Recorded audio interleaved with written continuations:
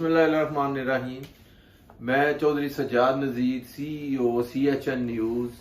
आज हमारे साथ हमारे बड़े तगड़े किस्म के जियाले माशाल्लाह, जिन्होंने बचपन से ही पार्टी के साथ पूरी पलवानी की तरह पेश आए हैं और अल्हम्दुलिल्लाह उन्होंने हर मोड़ पे, हर जगह पे पार्टी का बड़ा साथ दिया है।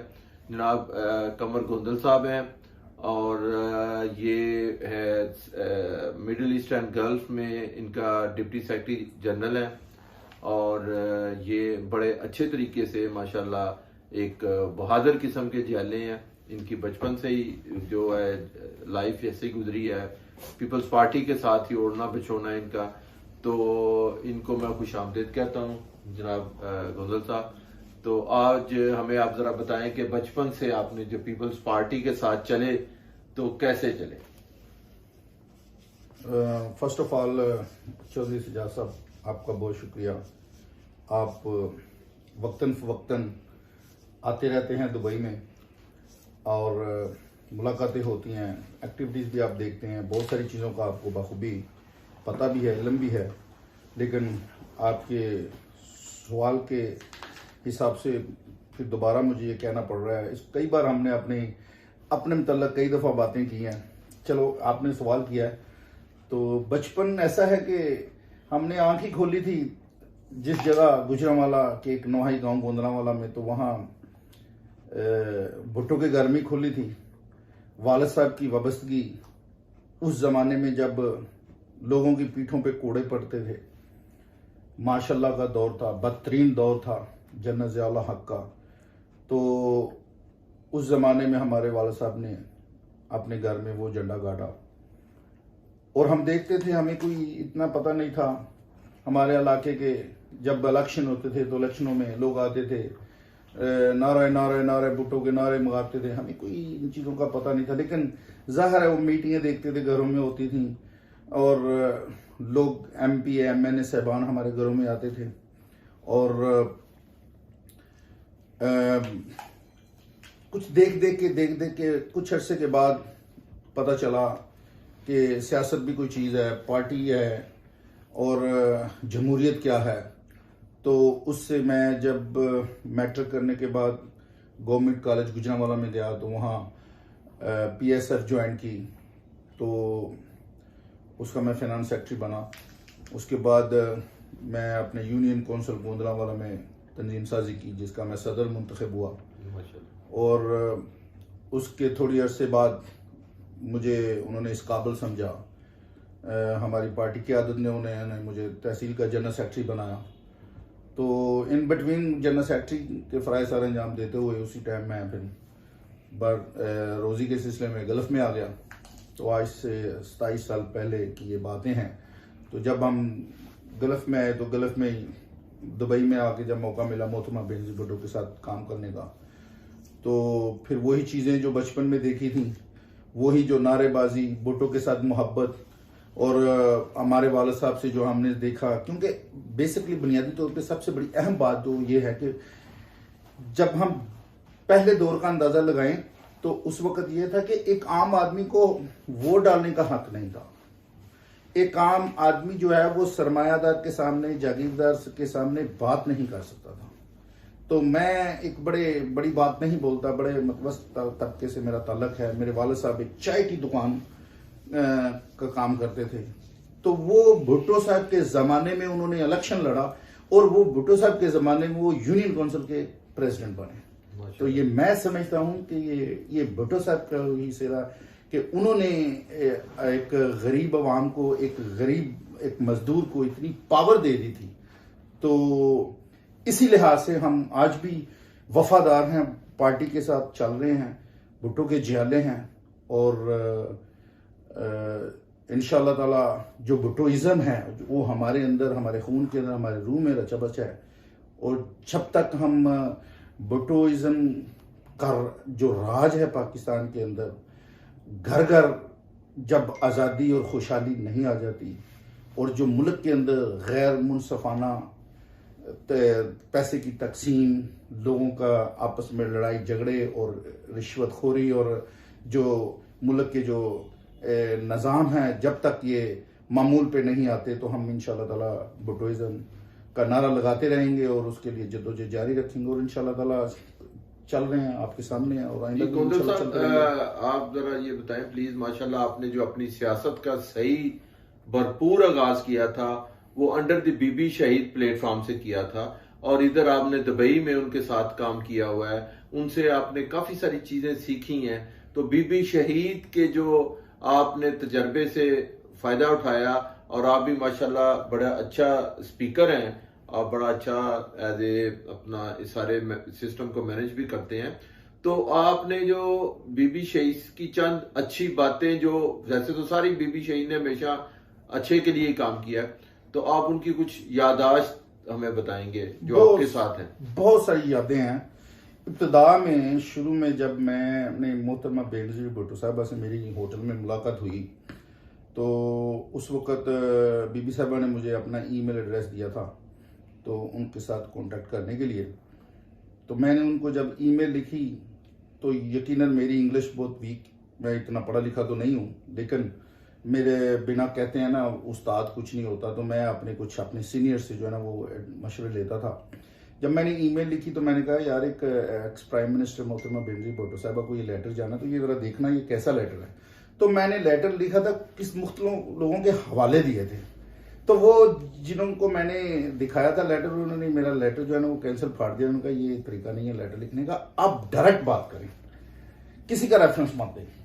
तो ये सबसे बड़ी अहम क्वालिटी है कि वो डायरेक्ट बंदे की कदर करती थी और जब एक दफा मिल लिया वो जिंदगी भर बोलती नहीं थी। आप यकीन जाने के तस्वीर है ये मोहतरमा बेनज़ीर भुट्टो एक 89 का जमाने में गालबन जो है ना एक क्यादत जुलूस की क्यादत में ट्रेन में जो है ना वो गुजरांवाला से गुजर रही थी, तो उसके हाथ में एक तस्बीह थी जिसके अंदर संदल की तस्बीह और लोहे के ऊपर जो है ना उसकी वो थी।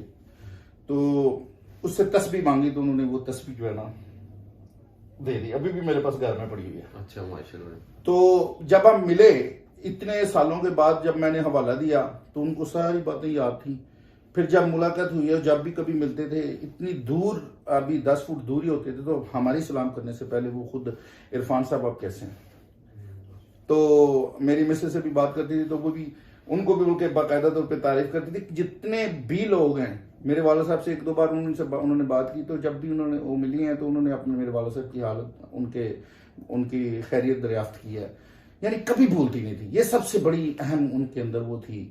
और दूसरी बात, अहम चीज जो है ना, उन्होंने मोहतरमा बेनज़ीर भुट्टो साहबा ने बात ही, जैसे भुट्टो साहब ने अवाम मेरी अवाम, उन्होंने मजदूर की बात की, किसान की बात की, हारियों की बात की, मेहनत कशों की बात की, उन्होंने सरमायादारों को, जागीरदारों को। हाँ, उस वक्त के जमाने में ऐसा मसला नहीं था, भैया बड़ी अहम बात है, खास के जब हम जलसे जुलूसों में होते थे तो एक गरीब आदमी पीछे, उनकी किसी की जाय नहीं है कि वो स्टेज पे भी चढ़ जाए, सरमायादार किधर चढ़ने देते, सिक्योरिटी वाले किधर आने देते थे, तो पीछे ऐसे फाइलें हिला रहे होते थे। तो मोहतरमा बेनज़ीर भुट्टो वहां स्टेज से कहती थी वो पकड़े, जो बंदा जो फाइल ऊपर कर रहा है उसकी फाइल मंगवाए ऊपर। तो इस तरीके से एक दफा ऐसा जिक्र भी ऐसा होया भी वाकया, मेरे वाला साहब ने खुद मोहतरमा बेनज़ीर भुट्टो ने के हाथ में असलम लॉन चाइना में एक दफा मोहतरमा साहबा ने विजिट किया गुजरांवाला में, तो वाला साहब ने उनको मेरी एप्लीकेशन दी जॉब के लिए। तो मोहतरमा बेनज़ीर भुट्टो साहबा ने हमें, मेरे वाला साहब को इस्लामाबाद बुलाया और उन्होंने कहा कि आप अपने बच्चों की तस्वीरें लेके आए, तो एप्लीकेशन लेके आए और बच्चों को नौकरियां दिलाएं। तो जब हम वहाँ गए, मेरे वाला साहब अपने गांव में, क्योंकि 40-50 हज़ार की उस वक्त आबादी थी, अब तो काफ़ी बढ़ चुकी है, तो गरीब लोगों के घरों में गए, उनसे सब घरों से जाकर उन्होंने एप्लीकेशन इकट्ठियाँ की कि चलो मैं तो प्राइम मिनिस्टर के घर में जा रहा हूँ, उसमें क्या कमी है, तो जहाँ अपने 2 बच्चों को दिलानी है तो गरीबों का और किसी का भी भला हो जाए, प्राइम मिनिस्टर के पास जा रहे हैं। तो सबकी एप्लीकेशन इकट्ठी करके चले गए। एनडी खान उस वक्त स्पेशलिस्ट मशीर थे, वजीर कानून भी थे। तो वहाँ गए, उन्होंने जाके, जब मैं एनडी खान साहब से उन्होंने मिलवाया, उन्होंने कहा मोहतरमा साहब का हुक्म हुआ कि आपके जो 2 बच्चे हैं उनकी नौकरियां के सिलसिले में तो 2 एप्लीकेशन थे। तो वाला साहब ने इतना दत्था जो है ना वो आगे रख दिया, 18 एप्लीकेशन है। तो वो बोलते हैं मुझे आपका तो 2 एप्लीकेशनों के लिए कहा गया है। तो उन्होंने कहा मैं 40,000-50,000 की आबादी का प्रेसिडेंट हूँ, तो अपने 2 बच्चों को नौकरी दिला के दूसरों को फाड़क में दे दूं। तो उन्होंने तकरीर करनी शुरू कर दी। उनके अंदर भी भट्टोइज्म जो है ना वो गुड़ के बढ़ा हुआ है। तो उन्होंने खैर रिकमेंडेशन कर दी सारी एप्लीकेशनों में, चूंकि उस वक्त पंजाब में हुकूमत नवाज शरीफ की थी, ऊपर से हमारे से रिकमेंडेशन में सब कुछ हो जाता था, पंजाब में हमारे काम नहीं होते थे।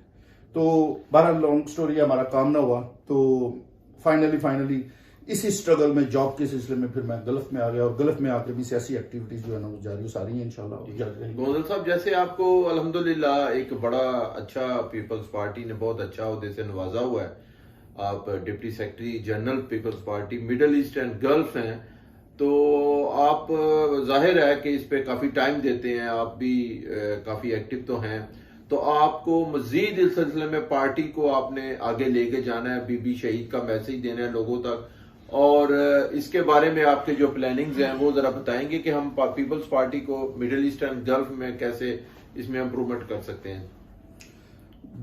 जैसे आपको पता है कि हमारी एक जो गल्फ की बाकायदा तौर पे बाज़ाब्ता तौर पे हमारे चेयरमैन बिलावल भुट्टो ज़रदारी साहब ने ये तंजीम बनाई हुई है, जिसके चेयरमैन जो है वो मियां मुनीर हंड साहब हैं, उनकी क़यादत में हम सारे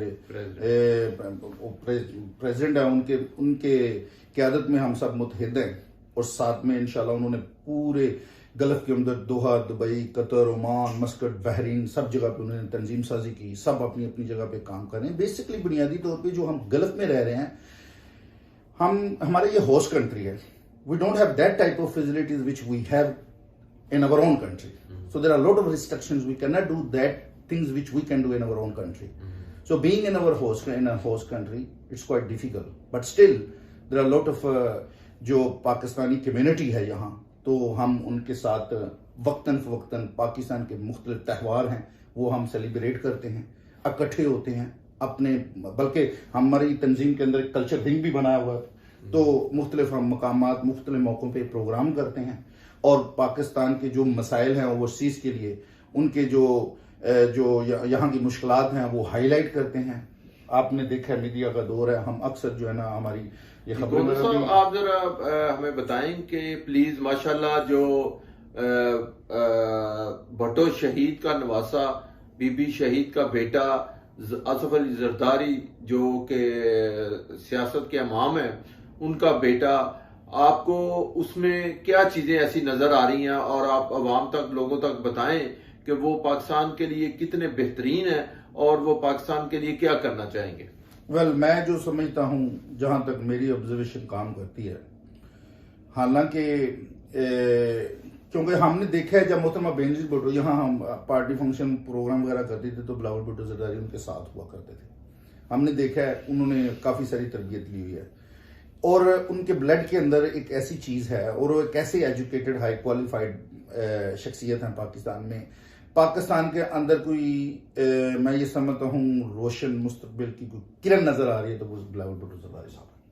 उसकी वजह यह है कि जिस तरीके से वो टैकल कर रहे हैं, जिस तरीके से वो हैंडल कर रहे हैं, या अगर जैसा पीडी उन्होंने बनाई, बहुत बड़ा उन्होंने रोल अदा किया असेंबली के अंदर, जिस तरह जितनी भी तकरीरें उठा रहे, ये गाली गलोच की नारेबाजी और ये सियासत नहीं वो करते, वो एक बड़ी मेच्योर और बड़ी इंटेलेक्चुअल तरीके से जो है ना वो बड़ी जहानत से अपने पार्टी को लीड कर रहे हैं, और इंशाल्लाह ताला बिलावल भुट्टो साहब के अंदर वो चीजें हैं जो उनके नाना के अंदर थी और जो उनकी माँ मोहतरमा बेनजीर भुट्टो साहबा के अंदर थी, और यकीनन हमारा ये बिलीव है और यकीन है कि बिलावल भुट्टो ज़रदारी इंशाल्लाह पाकिस्तान की प्राइम मिनिस्टर बन के पाकिस्तान में वो इनकलाबी तब्दीली लाएंगे जो किसी हुकूमत ने लाई, और इंशाल्लाह ताला पाकिस्तान एक वक्त आएगा खुशहाल होगा। बहुत मेहरबानी इरफान गोंदल साहब, आपका बहुत शुक्रिया, आपने बड़ा कीमती वक्त दिया हमें, बहुत अच्छा लगा, आपकी गुफ्तगू बड़ी अच्छी है, बड़ी अग्रेसिव किस्म की होती है, तो इंशाल्लाह आपसे दोबारा फिर मुलाकात होगी, राब्ता रहेगा। बहुत शुक्रिया जनाब आपका। Thank you very much Chaudhary Nazir साहब।